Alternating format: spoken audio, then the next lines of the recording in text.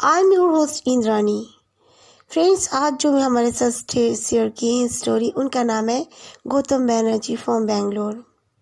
गौतम बताते हैं कि वो पहली बार बेंगलोर में जॉब करने के लिए जब गए तब उनको एक फ्लैट भी बुक करना पड़ा। कंपनी की तरफ से ही उनको एक फ्लैट मिला, बट वो फ्लैट में वो बिल्डिंग जो था वहाँ पर कोई नहीं रहता था।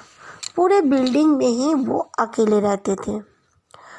उनको उनका जो मालिक थे ऑफिस का ही, जिस ऑफिस में उनको जॉब करना था, उन्होंने वो बिल्डिंग का चाबी भी उनको दे दिया। वो लेकर आ गए और उन्होंने कहा कि आप थोड़ा सा इस बिल्डिंग का भी केयर टेकर बन जाओ। आप ऐसे करना कि आप नाइट ड्यूटी वगैरह करने का कभी आपको ज़रूरत नहीं है, बस आप मेरे बिल्डिंग का भी थोड़ा सा देखभाल करना। तो उन्होंने कहा ठीक है।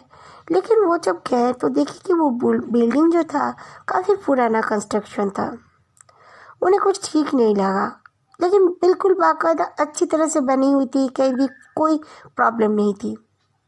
उन्होंने घूम फिर के देखा, काफ़ी बड़े बड़े पेड़ थे आमने सामने, और उस बिल्डिंग के आमने सामने कोई भी घर कुछ भी नहीं था। ऐसे में थोड़े से दूर में एक कॉलेज था ज़रूर, वो आबादी से बिल्कुल दूर था। उन्होंने सोचा ठीक है, मुझे जॉब करना है और फ्री में मुझे ये घर भी मिल गया, बहुत ही अच्छी है, मैं लकी हूँ। उन्होंने अपने ग्राउंड फ्लोर में ही एक रूम खोल लिया और खोल के उन्होंने डिसीज़न लिया था कि मैं ग्राउंड फ्लोर में ही रहूँगा, और वो अंदर चले गए। वहाँ पे बिल्कुल सेटअप था वो रूम, बेड वगैरह, किचन के सामान वगैरह सब कुछ था, लेकिन वो अकेले थे। वो उस दिन जाकर अपना खाना वाना बनाकर खाए, सो गए। फिर उठते उठते काफ़ी शाम हो चुकी थी, तो उन्होंने सोचा कि मुझे कुछ सामान लेके आना चाहिए। तब उनके दरवाजे में किसी ने नॉक किया, तो उन्होंने जब खोला तो देखा कि उनका ऑफिस का वॉचमैन था। उसने कहा कि साहब, आपके लिए कुछ कुछ खाने का सामान मैं ला के दिया हूँ, हमें बॉस ने कहा था। कहा ठीक है, लेकिन आइंदा इस तरह तकलीफ़ करने की ज़रूरत नहीं, मैं ले आया करूँगा। बोला हाँ ज़रूर, और आपके लिए बाइक भी भेज दिए हैं। बोले ठीक है।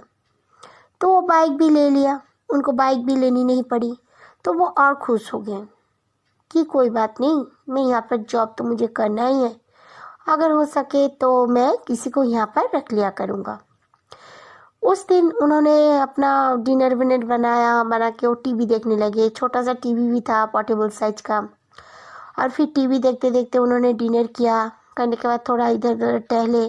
कुछ काम उनका उस दिन नहीं था, क्योंकि उन्होंने ऑफिस में ज़्यादा टाइम नहीं बिताए थे। फिर वो अपने बेडरूम में सोने चले गए।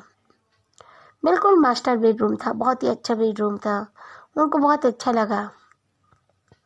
फिर वो जब सो ही रहे थे अपने एक बुक लेके, अपना लैम्प लाइट जलाकर, तो देख रहे हैं कि उनका जो ग्लास था उसमें किसी ने जैसे पंजे से, नाखून से जैसे रगड़ते हैं, उस तरह को रगड़ा है।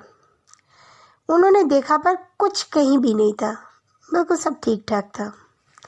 तो सोचे कि मुझे तो काफ़ी डर लग रहा है। उन्हें डर तो काफ़ी लग रहा था, क्योंकि वो इतने ब्रेव भी नहीं थे, वो घर पर कभी अकेले नहीं रहते थे। उन्होंने कहा पहली बार वो घर से बाहर निकले थे, तो उनको डर काफ़ी लग रहा था। तो वो सोचे कि मैं कल तो ज़रूर किसी को लेकर आ जाऊंगा, मैं इस तरह अकेला नहीं रहूंगा। उस दिन उनको अकेला रहना ही था, मजबूरी थी। तो वो सोने का कोशिश करने लगे, करवटें बदलने लगे। बोले ठीक है, कोई बात नहीं, चलो आज मैं थोड़ा सा सो ही जाता हूँ। तो फिर सो ही रहे थे तो उनको लगा कि उनके बेड के नीचे जैसे कोई आवाज़ कर रहा है, कुछ आवाज़ें निकल रहा है। तो उन्होंने बेड के नीचे देखा, थोड़ी नींद में भी थे, लेकिन कोई नहीं दिखा उन्हें।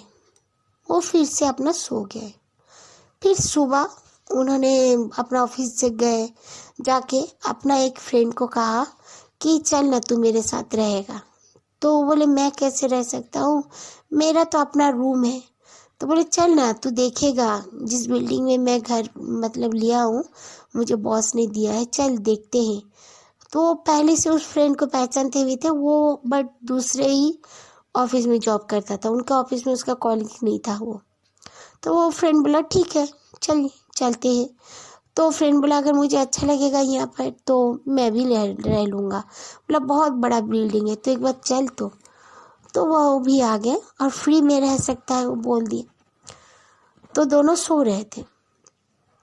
फिर अचानक से गौतम को लगा कि उनका फ्रेंड बहुत ज़ोर से चीखा है और चीख कर उसकी सांस बहुत ज़ोर ज़ोर से चलने लगी।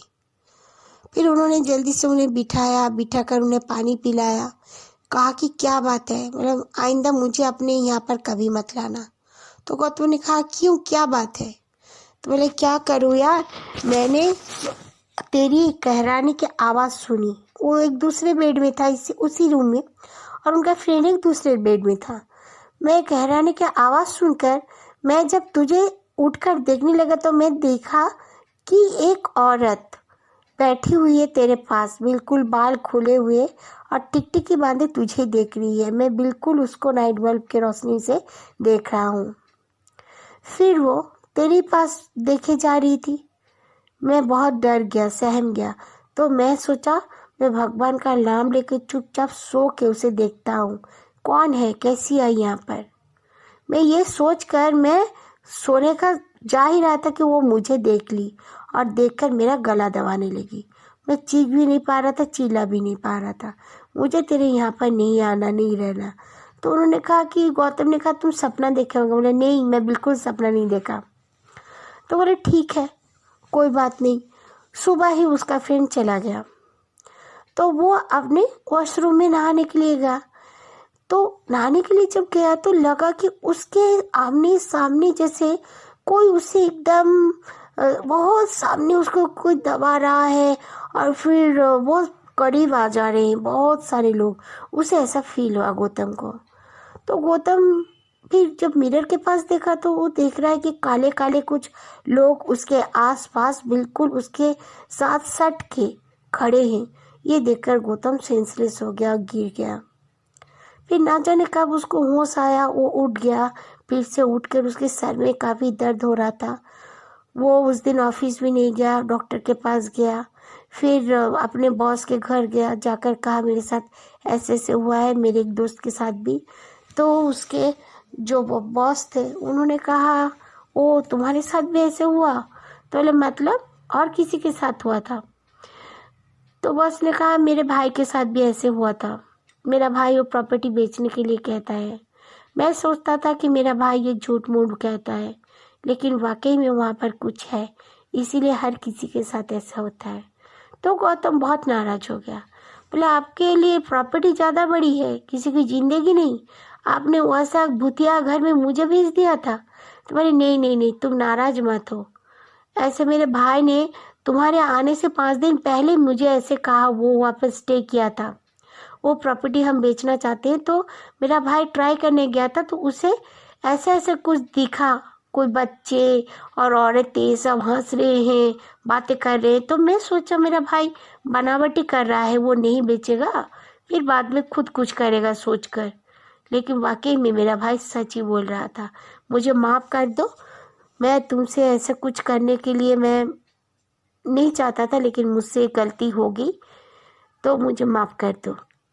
तो गौतम ने कहा ठीक है, चलिए, भगवान की दया से मेरी ज़िंदगी तो बच गई। तो उसके बाद उसके बॉस ने उसे अच्छी सी रूम दे दी और वो रूम में वो शिफ्ट हो गया। उसके बाद से उसके साथ ऐसा कुछ भी नहीं हुआ।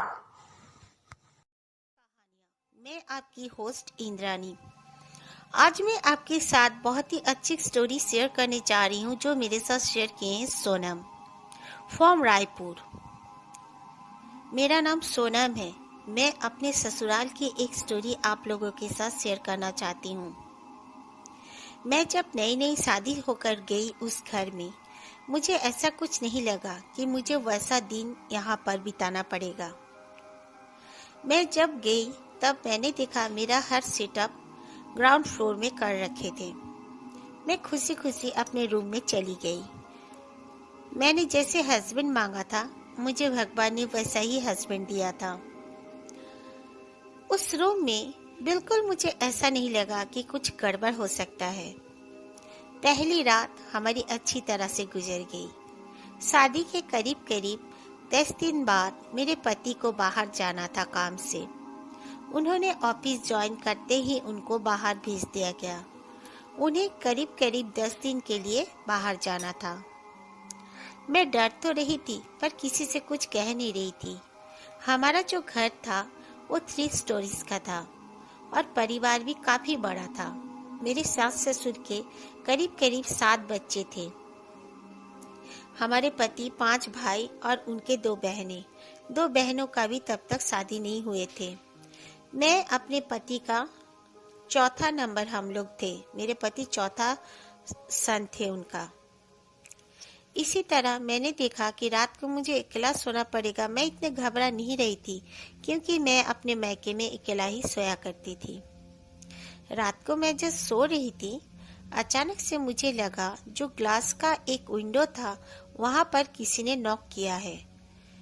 मैं अचानक से उठ गई। उठकर मैं जब देखी इधर उधर, लेकिन कोई कहीं पे भी नहीं था। फिर मैं वापस आके सो गई। सोने के बाद फिर से जैसे लगा रूम का लाइट किसी ने ऑन किया है। स्विच का आवाज तो आया लेकिन पता नहीं चला मुझे क्योंकि लाइट ऑन नहीं हुआ था। हमारे रूम में वॉशरूम भी नहीं था, बाहर ही वॉशरूम थे दोनों ही। मुझे थोड़ा सा वॉशरूम जाने को महसूस हुआ। जब मैं उठकर जब वॉशरूम जाने लगी तो मैं देख रही हूँ हॉल रूम के बिल्कुल टेबल के पास कुछ छोटे छोटे बच्चे जैसे खड़े हैं। पूरी तरह अंधेरा ही था रूम। थोड़ा सा रोशनी जो रोशनदान से आ रहे थे उससे भी मुझे दिख रहे थे। ये देखने के बाद मैंने जब लाइट ऑन किया तो देखा कोई भी नहीं था। मैंने इधर उधर देखा थोड़ा सा, जो मुझे डर भी लग रहा था। नीचे ग्राउंड फ्लोर में मेरे सास ससुर भी सोते थे एक रूम में। मैं सोची कि मैं पहले जाती हूँ सासू माँ के पास, जाकर उनको इस बारे में कहती हूँ कि मुझे डर लग रहा है। बट मुझे अच्छा नहीं लगा क्योंकि मैं तब नई नवेली दुल्हन थी। फिर मैं अपने वॉशरूम से रिटर्न आकर जब अपने रूम में सोने के लिए गई तो मेरा रूम अंदर से जैसे किसी ने बंद कर दिया था। मैं उसे बहुत खोलने की कोशिश की पर खुल नहीं रहा था। मजबूरन मुझे अपने सास ससुर के कमरे में जाकर नॉक करना पड़ा। मैंने जब नॉक किया तो सासू माँ खोली और मुझे पूछी कि क्या बात है। मैंने कहा देखिए ना, मेरा रूम कैसे अंदर से लॉक हो गया है। तो मेरी सासू माँ ने कहा ऐसे कैसे हो सकता है।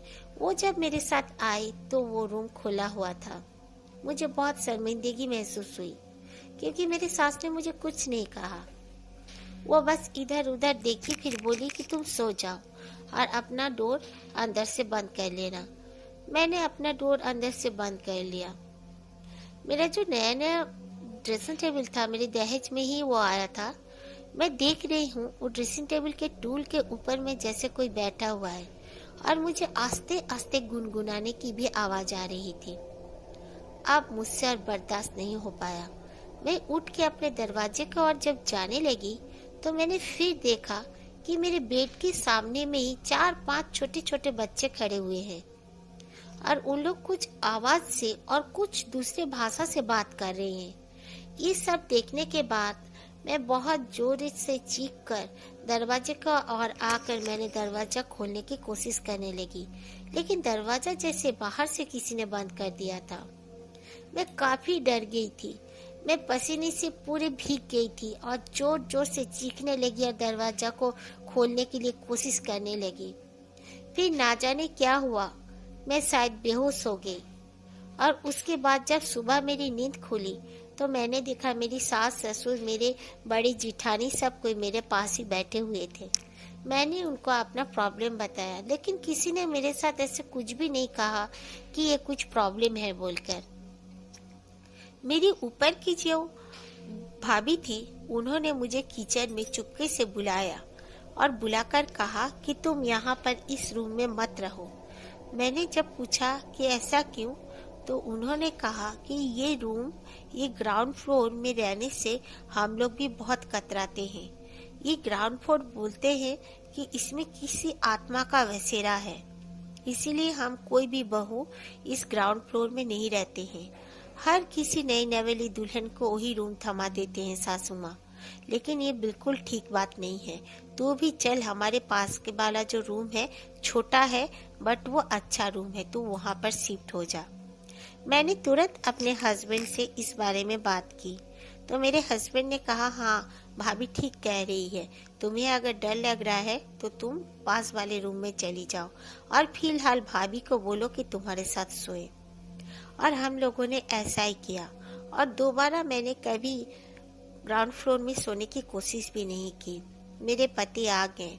फिर सासू माँ से बात करने पर सासू माँ ने कहा कि जो ये सब फ्लैट्स हैं, जो भी घर बने हुए हैं यहाँ पर कब्रिस्तान के ऊपर में बने हुए हैं, यहाँ पर कभी कभार इस तरह के कुछ प्रॉब्लम्स हो जाते हैं। कई बार हमारे ससुराल में कई गेस्ट आकर भी काफी डर चुके हैं। हमारे रिलेटिव्स ने भी बताया कि हाँ, यहाँ पर कुछ छोटे छोटे नाटे नाटे कुछ दिखते हैं बच्चे जैसा, लेकिन वो लोग बच्चे नहीं होते हैं। कई बार औरतों पे हमला भी करते हैं। एक बार मेरे सासू माँ, तब पहला पहला ये घर बना हुआ था, मेरी सासू माँ यहाँ पर तब जवान थी, आई थी जब, और उनके बच्चे छोटे छोटे थे।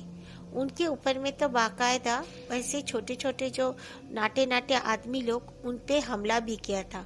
क्या पता वो क्या है, कभी कभार दिखते हैं और कभी कभार तो दिखने को ही नहीं मिलता है। लेकिन मैंने डिसाइड कर लिया कि मैं इस घर में और नहीं रहूंगी, क्योंकि बड़े जो दो भैया हैं वो लोग यहाँ से चले जा चुके हैं, वो लोग यहाँ पर नहीं रहते। मैं भी यहाँ पर नहीं रहना चाहती। मैं अपने पति से बहुत जिद करती हूँ कि इस घर से चलो। और एक बात है, मैं बताती चलूं, जो थर्ड भैया यहाँ पर रहते हैं, उनके जो दो बच्चे हुए हैं, उन दो बच्चों का हाइट 3 साल की उम्र में ही थम गया है। वो लोग उतने के उतने ही रह गए हैं, लेकिन उनकी मजबूरी है जो वो यहाँ पर रहते हैं, क्योंकि उनका यहाँ पर शॉप है और ज़्यादा अच्छा उनका बिजनेस नहीं चलता। बट और दो बड़े भैया जो लोग हैं वहाँ पर, वो लोग अच्छे अच्छे जॉब करते हैं, वो लोग निकल गए, वो लोग बहुत खुश हैं। इसीलिए मैं भी ये घर छोड़ना चाहती हूँ। फ्रेंड्स, प्लीज़ आप लोग मेरे लिए प्रे करो कि मैं ये घर जल्दी से जल्दी छोड़कर दूसरे घर में शिफ्ट हो सकूँ।